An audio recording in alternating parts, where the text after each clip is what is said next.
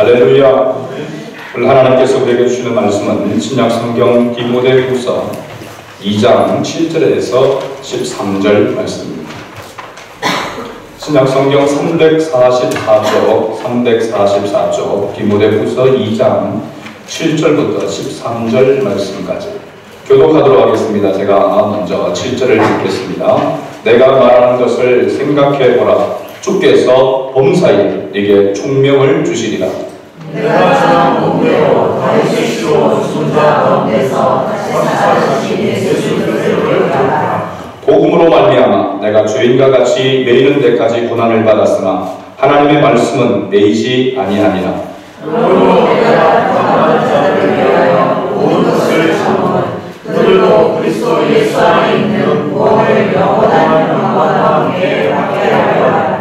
미쁘다 이 말이요, 우리가 주와 함께 죽었으면 또한 함께 살 것이요, 참으면 또한 함께 왕노를 할 것이요, 우리가 주를 부인하면 주도 우리를 부인하실 것이다. 13절 같이 있습니다. 우리는 믿음이 없을지라도 주는 항상 믿으시니 자기를 부인하실 수 없으시리라. 아멘. 할렐루야. 찬양 나눕시다. 잘 들었습니다. 사랑하고 축복합니다. 그 자리가 여기가 굉장히 좀 썰렁하다는 겁니다. 그래서 김원순 집사님, 배 집사님 이쪽으로 균형이 좀 맞아야 이게 제가 시선을 이렇게 가기가 좀 하거든요. 그래서 자리에 앉는 것도 눈치껏 그런 데 앉아 주셔야 됐습니다. 오늘 디모데후서 우리 계속해서 말씀을 나누는 가운데 7절에서 13절 말씀을 함께 묵상하기로 합니다. 여러분, 보통 일반적인 부모는 자식에게 모든 것을 주기를 원합니다. 자녀를 위해서 모든 것을 헌신하는, 요즘 시대적으로는 목사님 그렇지도 않은데 이렇게 혹시 생각할 분이 모르겠지만 보통 부모는 자녀에게 모든 것을 주기를 원하죠. 자신들을 위해서 다 쓸 수 있는데도 불구하고 자녀를 위해 남겨두기를 원합니다. 저희 어머니도 그렇고 이렇게 보면은 그냥 다 쓰고 다 본인을 위해서, 자기를 위해서 그렇게 하실 수 있는데도 불구하고 그거를 쓰지 아니하고 자식들에게 뭔가 조금이라도 물려주려고 하는 그런 마음을 가지고 있는 것 같습니다. 누구나 다 그런 모습이겠죠. 그런데 그렇지 않은 부모도 있습니다. 자녀에게 물려주되 빚을 물려주면, 빚만 물려주면 그 부모도 원치 않게 좀 빚을 물려주고 싶겠습니까? 그렇죠? 살다 보니 또 그렇게 될 수밖에 없어서 자녀에게 빚을 물려주게 되어지죠. 그러나 모든 것을 다 가지고 있고 모든 것을 다 소유하고 있는 그런 부모라면 자녀에게 모든 것을 아낌없이 또 좋은 것을 물려주고자 하는 그런 마음이 부모의 마음인 줄 믿습니다. 오늘 바로 우리가 믿고 경배하는 하나님은 이 세상의 모든 것을 다 소유하신 분이지 않습니까? 그렇죠? 모든 것을 다 소유하고 모든 것을 다 가지고 계시는 분이시기에 그의 자녀들에게 좋은 것을 주시기를 원하십니다. 특별히 하나님께서 모든 것을 책임져 주시고 또 모든 것을 공급해 주시는 그런 하나님, 그 하나님을 우리는 좋으신 하나님이라고 이렇게 이야기하게 되는 거죠.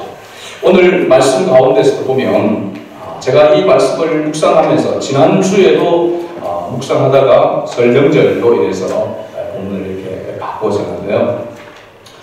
이 말씀이 제가 이렇게 성경을 이렇게 읽으면서 이렇게 묵상하면서 또 때로는 이 설교집이나 또 주석 이런 부분들을 참고를 이렇게 하는데 약간 좀 애매한 부분이 있더라고요. 어떤 부분에서는 본문을 2장 1절부터 7절까지를 본문으로 이렇게 정하고 그런 분들도 있고 또 어떤 분들은 7절부터 23절까지를 이렇게 포함해서 본문을 잡아놓은 그런 것을 보았습니다.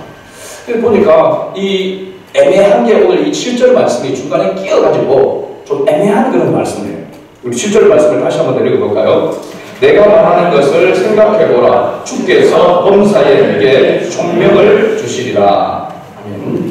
이 한 구절, 이 구절에 뭔가 내포되어져 있는 그 의미가 앞에서 이야기했던 2장 가깝게는 2장 1절부터 6절까지 사도 바울이 말하고 있는 그 말씀에 대해서 생각해 보라고 하는 건지, 아니면 8절부터 뒤에 13절 이 말씀을 생각해 보라고 하는 건지, 제가 생각할 때는 이 7절 말씀이 중간에 끼어 있는데 연결되어지는, 앞과 뒤를 연결되어지는 그런 말씀이라 그렇게 제가 생각을 했습니다. 그래서 앞으로 붙여도 상관이 없고 뒤로 붙여도 상관이 없는 그런 말씀이더라고요.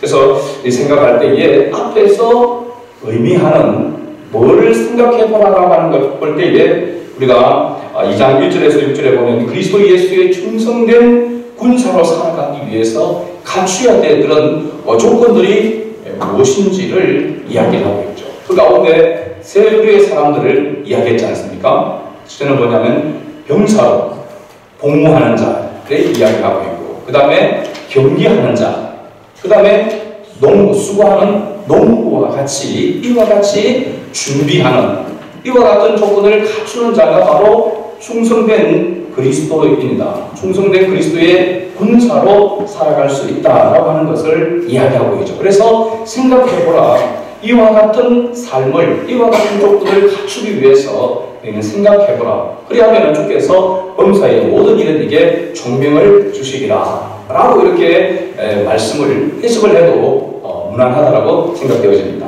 또 하나는 뒤에 나오는 그런 부분이라고 할 수 있습니다. 뒤에 나오는 바로 8절부터 13절까지의 내용을 생각해보라는 그런 뜻도 가지고 있다고 하는 것이죠.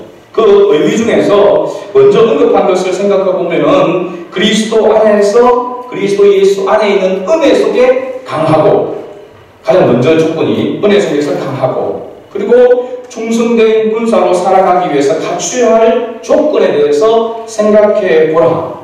이것을 생각해 보면 답은 그리스도 예수 안에 있는 은혜라라고 하는 것입니다.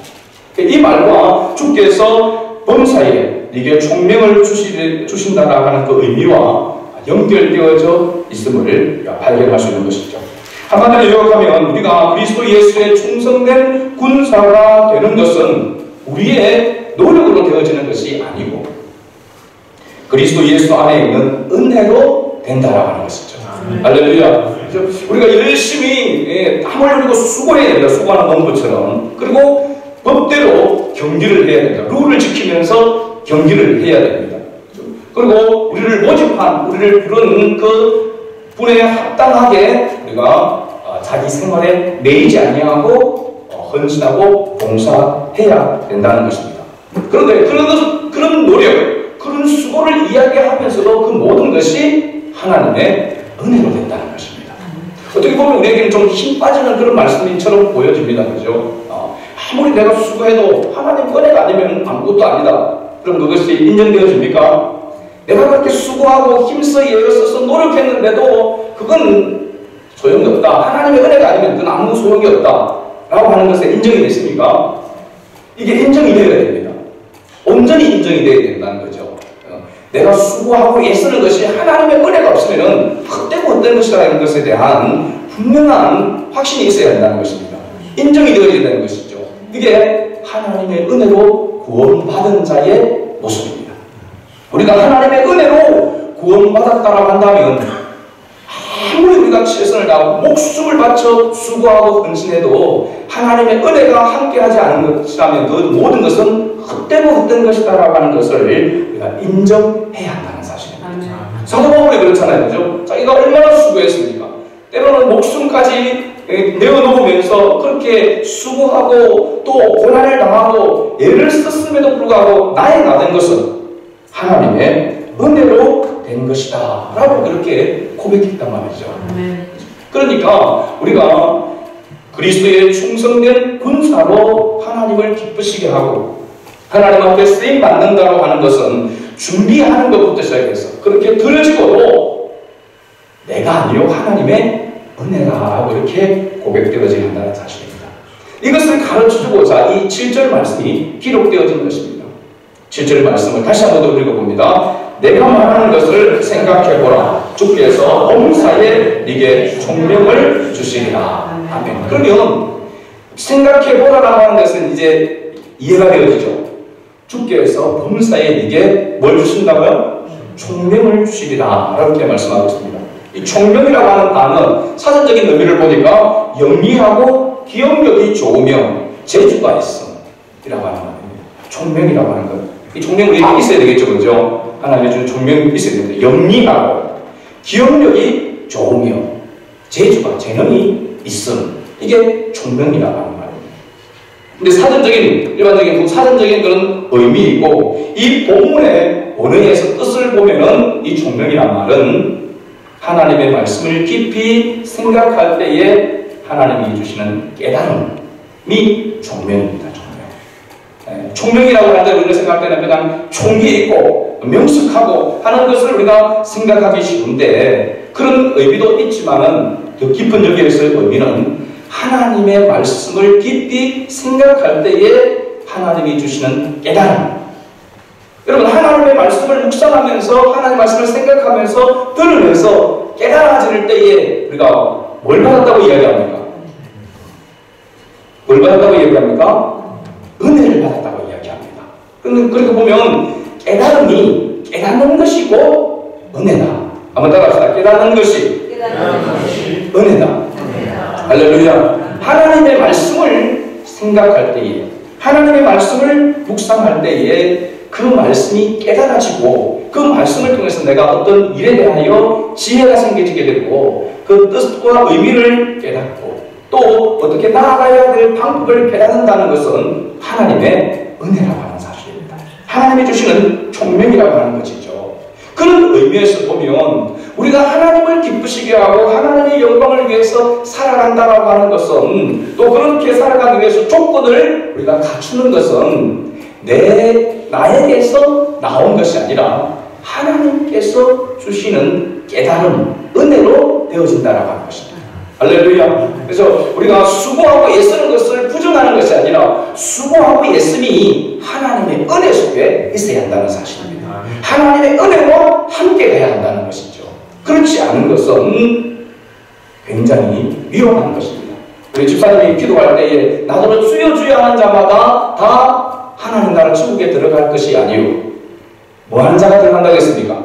하나님의 뜻대로 내 아버지의 뜻대로 행하는 자가 들어가리라. 여기서 중요할 때에 그러면 열심히 행하는 자, 실천하는 자가 천국에 들어가고 결국 실천하지 않는 자는 지옥 간다 이렇게 생각할 수 있습니다. 여기서 행한다라고 하는 것이 주가 아니고 하나님의 뜻이 주라고 하는 사실입니다. 하나님의 뜻을 강조하고 있는 것입니다. 잘못하면 우리는 행해야 된다, 무조건 행해야 된다라고 이렇게 실천적인 것을 강조할 수도 있지만 하나님의 뜻 안에서 행하는 실천이 아닌 것은 헛된 것입니다. 하나님의 뜻이 아닌 것에 열심을 내면 열심을 내는 만큼 망하는 길로 가는 것입니다. 멸망의 길로 가는 것이죠. 그러니까 우리의 인생을 항상 잘 살펴야 되겠죠. 그죠? 내가 지금 열심히 일하는 것, 내가 열심히 지금 수고하고 애쓰는 이 모든 것, 내가 지금 집중하고 있는 이 일이 하나님의 뜻과 관계가 있는가? 하나님의 뜻 안에 있는가 하는 것을 늘 생각하지 않으면 내가 수고하고 애쓰고 힘써 했는데도 불구하고 하나님은 너 모른다 할 수 있다라고 하는 것입니다. 그러니까 우리의 행위가 문제가 아니라 하나님의 뜻에 따라 가느냐라는 것이 더 중요하다라고 하는 것을 말씀해주고 있는 것이죠. 그러니까 우리가 하나님 앞에 기도하며 나갈 때 하나님의 뜻을 따라서 나아갈 수 있도록 하나님 깨달음을 주옵소서, 은혜를 주옵소서라고 하는 이 기도가 선행되어져야 된다는 것을 우리에게 가르쳐주고 있는 것입니다.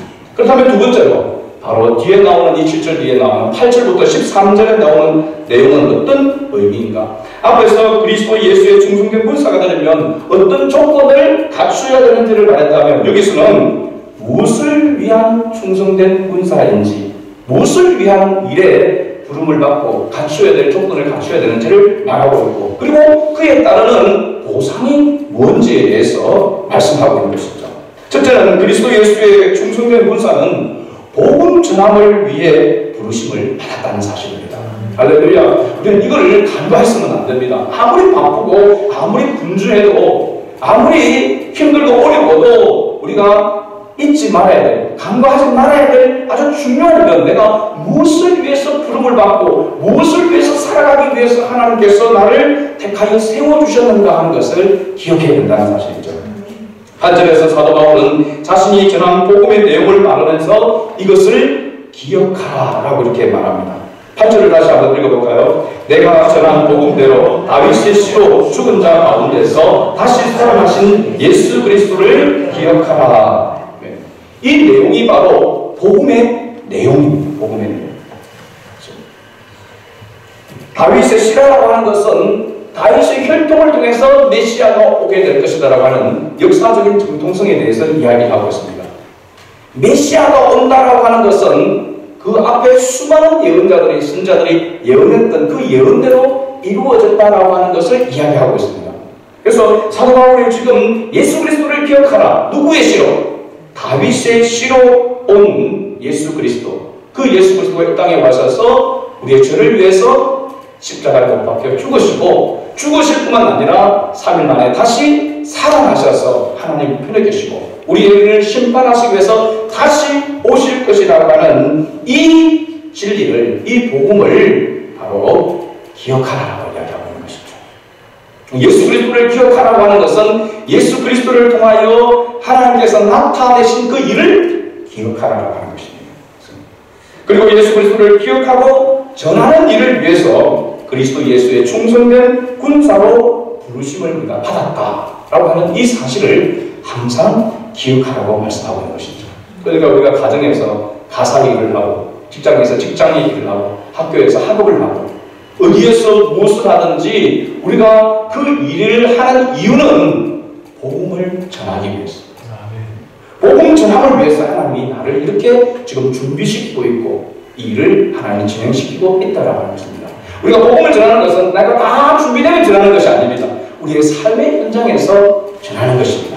어린아이도 복음을 전해야 되고 어른들도 복음을 전해야 되고 새로 나온 새가족들도 이제 예수 믿는 초신자도 새신자도 복음을 전해야 되고 직분자도 복음을 전해야 되고 목회사님들도 복음을 전해야 되고 이 복음 전함을 위해서 우리가 그리스도의 충성된 군사로 부르시고 그 충성된 군사가 되기를 하나님은 원하신다라는 사실입니다. 그러면서 사도 바울이 뭐라고 이야기합니까? 자신이 이 복음으로 말미암아 마치 죄인처럼 지금 사슬에 매이고 감옥에 투옥되는 고난을 받았으나 하나님의 말씀은 뭐하지 않는다고 했습니까? 매이지 아니하니라 라고 이렇게 말합니다. 그리스도 예수의 복음은 이 세상의 어떤 것으로도 매이지 않는다는 것입니다. 한마디로 이야기하면 포기되지 않는다는 것입니다. 왜 그렇습니까? 하나님의 말씀, 복음이 곧 하나님이시기 때문에 그렇습니다. 하나님은 그 어떤 것에도 매이시는 분이 아니십니다. 하나님은 스스로 존재하시는 분이시고 하나님은 전지전능하신 분이십니다. 야고보 사도는 이 하나님에 대하여 표현할 때 하나님은 변함도 없으시고 회전하는 못도 없으시니라 그림자도 없으십니다. 완전하시고 온전하신 분이 하나님이시다라고 이렇게 말씀하고 있습니다. 그러기에 아무리 세상이 뒤집히고 아무리 어려워도 하나님의 말씀, 하나님의 복음은 증거되어야 될 자에게 증거되어져야 된다는 사실입니다. 하나님의 말씀은 절대로 매이지 않는다는 사실입니다. 내가 가지 않아도 하나님은 다른 사람을 통해서 가도록 하나님 역사하시는 것이죠. 하나님의 말씀, 이 복음은 매이지 않는다. 그러니까 이 일을 위해서 부름을 받은 자는 이 일을 위해서 나아갈 때 하나님께서 날마다 그에 맞는 은혜를 도와여 주시고 깨달음을 주신다는 사실입니다. 그래서 그렇게 이야기합니다. 사도행전에 왜 교회가 그렇게 세워져 가고 수많은 사람들이 예수를 믿고 그렇게 교회가 세워지는 그런 역사들이 일어나는가? 어떤 사람들이 있었기 때문에? 전하는 자가 있었기 때문에 그렇다는 사실입니다. 오늘날도 이 복음을 확신을 가지고 전하는 곳에 하나님의 능력의 역사가 일어나는 것입니다. 요즘 가만히 제가 목회자로서 제가 답답할 때 그런 분이 있습니다. 요즘 교회가 부흥하는 교회가 성장하는 교회가 찾아보기가 어렵습니다. 유지되는 것만으로도 다행이라고 생각하는 그런 시대 속에 있습니다. 제가 저희 아내하고 부산에 이렇게 갔다 오면서 그런 이야기를 했습니다. 하면서 제가 복음을 전하는 이 이 일을 우리가 열심히 해서 교회가 하나님 은혜 가운데 부흥하고 성장해 가야 되지 않겠나. 그런데 요즘 부흥하는 교회가 어렵다는 거죠. 교회가 성장하기가 어려운 것이죠. 복음을 전하는 것 자체가 어려운 그런 환경과 상황 속에 있습니다. 그러면서 그렇다고 그러면 그대로 가만히 있어야 되느냐? 그건 아닌 것 같아요. 그렇죠? 아무리 시대가 어렵고 힘들어도 상황이 어렵다 하더라도 우리가 복음되게 전하면 하나님은 역사하실 것이라고 믿지 않습니까? 그렇죠? 그렇게 되어질 수밖에 없는 것이 하나님의 말씀입니다. 오늘 말씀처럼 하나님의 말씀은 매이지 않는다. 복음은 매이지 않는다는 것이거든요. 그래서 목회자인 나부터 올 한해는 내가 아이들 그리고 어른들에서 내가 전도를 해야 되겠다. 더 열심히. 지금 한다고 흉내를 내고 있지만 정말로 더 진심으로 더 열심으로 복음을 전하는 일에 더 열심히 해야 되겠다. 그런 생각을 이렇게 다짐을 제 스스로 이렇게 했습니다. 여러분들도 마찬가지입니다. 목회자만 하는 게 아니죠. 목회자 혹시 성도들이 많아지고 그러면은 재정도 이렇게 풍부해지고 그러면은 자기 어떤 배를 불리기 위해서 그런 거 아닌가? 여러분 요즘 시대가 그런 어떤 분으로 그런 모습으로 보고 있습니다. 그러나 우리가 하나님 앞에 부름받은 하나님의 사람으로 그리스도 예수의 충성된 권사로 부름받은 사람이라고 한다면 그건 둘째 문제고 생명의 복음을 전하는 것이 첫 번째 아니겠습니까? 그 뒤에 어떻게 될지를 모르는 거지만 생명을 살리는 이 일은 누구에게나 하나님께서 주신 사명이라고 하는 사실입니다. 이 복음을 전하면 하나님의 말씀은 매이지 아니하기 때문에 하나님의 말씀은 반드시 역사로 나타난다는 사실입니다. 여러분 그러면서 제가 생각할 때에 어떤 사람은 1년에 전도 왕이 되어가지고 몇백 명을 전도를 하고 수백 명을 전도를 했다고 하는 사람도 있지 않습니까? 그렇죠? 우리가 10명이라도 전도를 해야 되지 않겠습니까? 그렇죠? 어두운데 보니까 그죠? 역시 현실은 녹록치 않다라고 하는 것이죠. 그죠? 10명은 제쳐놓고도 3명을 작정했는데 3명 중에 1명은 전도해야 되겠습니까? 그죠? 교회로 인도해서 예수 그리스도를 구원의 주님으로 영접하고 그래서 양육받아서 또 다른 사람들을 가르치고 전할 수 있는 그런 전도자로 세우는 그 사명을 하나님 우리에게 주셨는데 이 일을 우리가 가장 우선순위에 두고 나아간다면 하나님의 역사가 반드시 저는 나타날 것이라고 확신합니다. 그래서 제가 집사람한테 그런 기대감에서 올해 반드시 하나님께서 다시 회복시키실 뿐 아니라 더 나은 모습으로 하나님께서 세워가실 것이다. 제가 그렇게 큰 소리를 쳤습니다. 네, 그렇게 될 줄로 믿습니다. 같은 이 마음을 가지고 이 사명을 가지고 이 인식을 가지고 우리가 살아가면서 하나님 앞에 말씀을 붙들고 생각하며 기도하며 나아갈 때 하나님 주시는 그 깨달음이 은혜가 있다면 하나님의 은혜로 되는 것입니다. 우리가 열심으로 되는 것이 아니라 하나님의 능력으로 되는 것이죠. 이 하나님께서 그리스도 예수의 복음을 위한 충성된 군사로 우리를 부르셨으니 당연히 충성된 자와 하나님께서 함께 하시는 것입니다.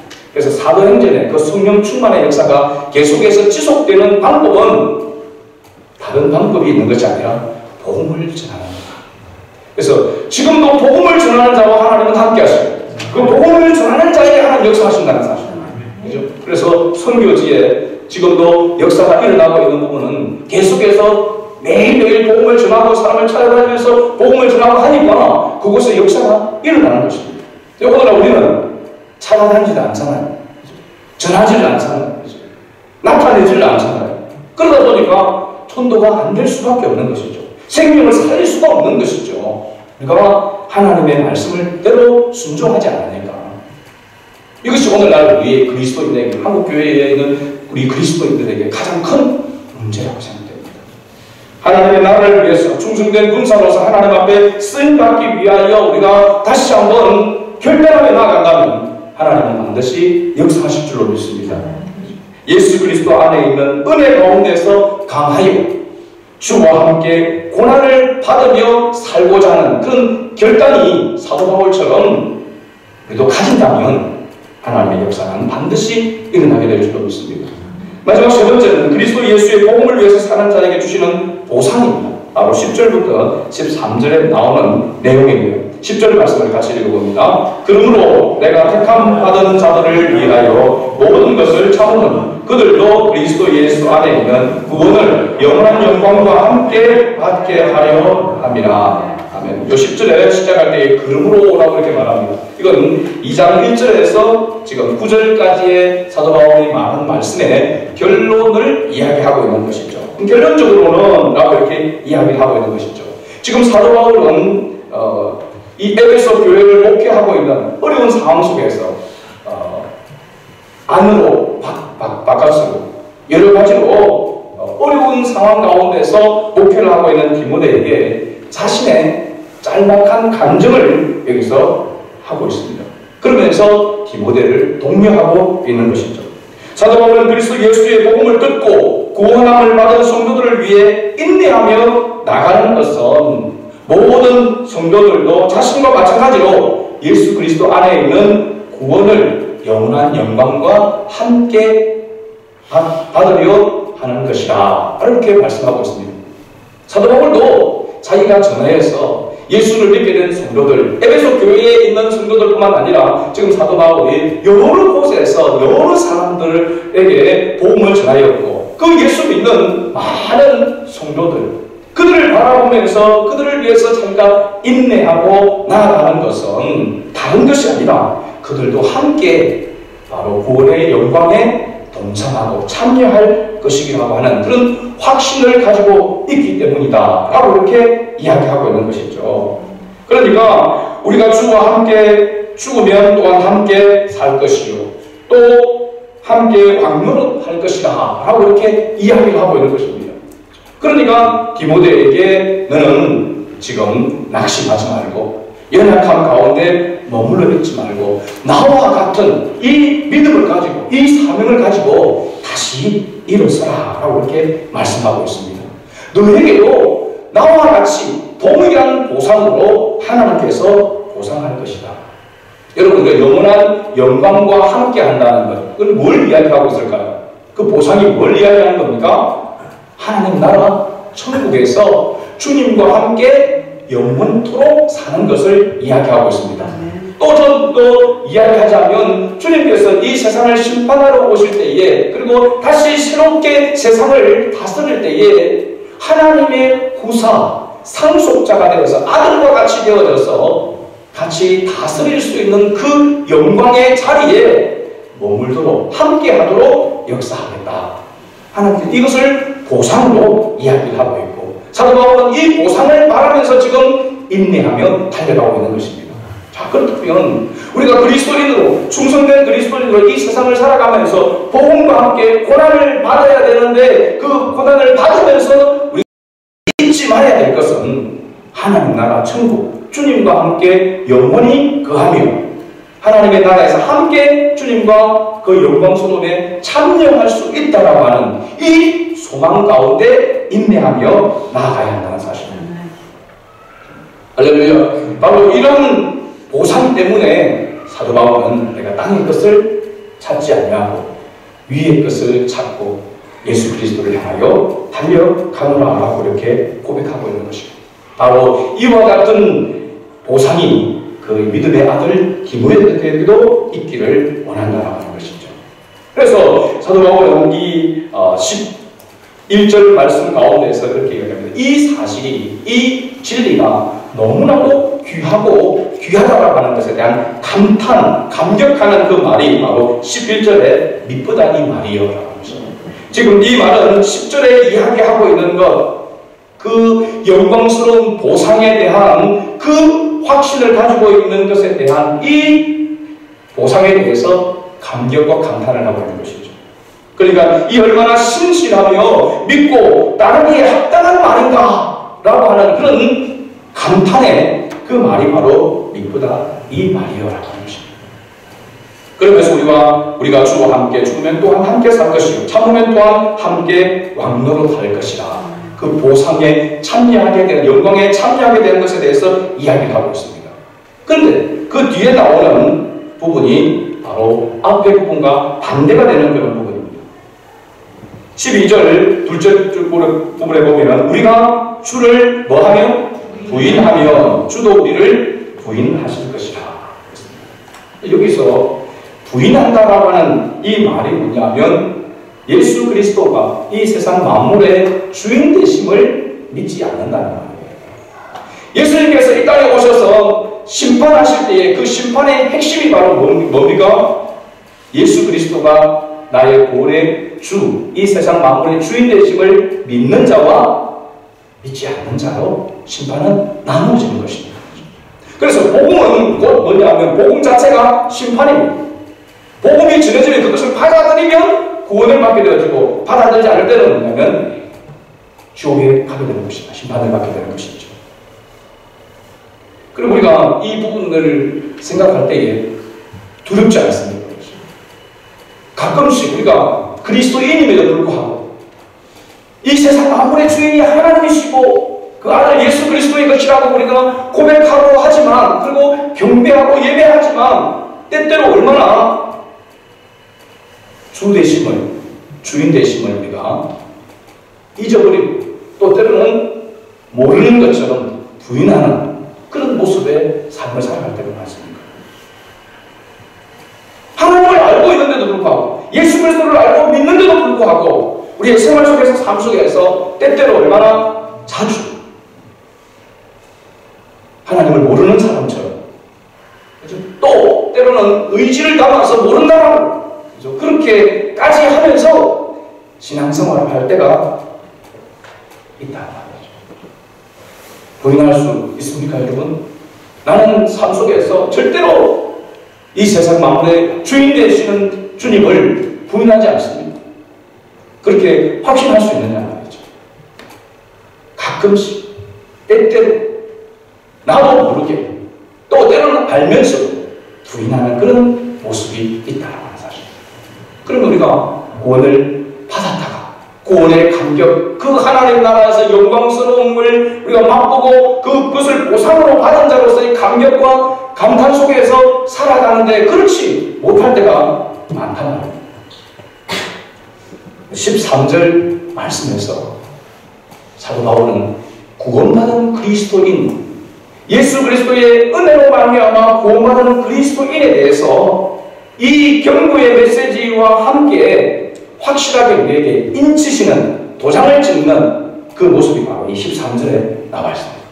13절 말씀을 다시 읽어봅니다. 우리는 믿음이 없을지라도 주는 항상 믿으시니 자기를 부인하실 수 없으시리라. 아멘. 이것이 복음입니다. 여기서 우리는 믿음이 없을지라도 이 말은 뭐냐면 우리 인간은 때때로 신실하지 못하여 온전히 믿음으로 살지 못한다 하여도 하나님을 일시적으로 부인하고 떠날 수 있으나 하나님은 언제나 신실하시기 때문에 어떤 경우에도 구원의 약속을 지키시며 하나님의 자녀와 늘 함께 계신다라는 말씀입니다. 할렐루야.